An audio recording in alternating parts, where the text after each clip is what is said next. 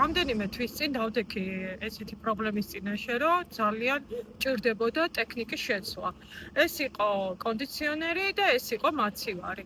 რაც ვიცოდი, მჭირდებოდა ისეთი ტექნიკა, რომელიც იქნებოდა ნაკლებ, ასე ვთქვათ, ელექტროენერგიას ნაკლებს დაწვავდა და ეს ზუსტად ვიცოდი, რომ რამდენიმე თვეში იმოქმედებდა ჩემს საოჯახო ეკონომიკაზე.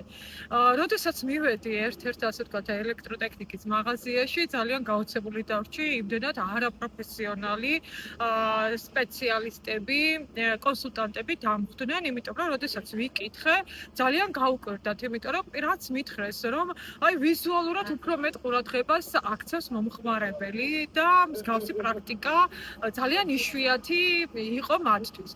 თუმცა შემდგომ ეტაპზე იყო, როდესაც დაუძახეს უფრო კომპეტენტურ ადამიანს და მან რა თქმა უნდა მიხვდა მე რასაც ვკითხულობდი და ბუნებრივია ეს იყო ის, რომ რა თქმა უნდა ქონოდა სპეციალური სერტიფიცირება, რაც ასე ვთქვათ გამოიხატებოდა კლასში და ეს იყო ის, რომ მინიმუმ 3A+ მაინც უნდა ჰქონოდა ამ ტექნიკას იმისთვის, რომ ყოფილიყო ენერგოეფექტური. და რა თქმა უნდა ყოფილიყო ეკოლოგიურად სუფთაც და ნაკლებად ზიანი უნდა მიეყენებია, ასე ვთქვათ, გარემოზე, ხო?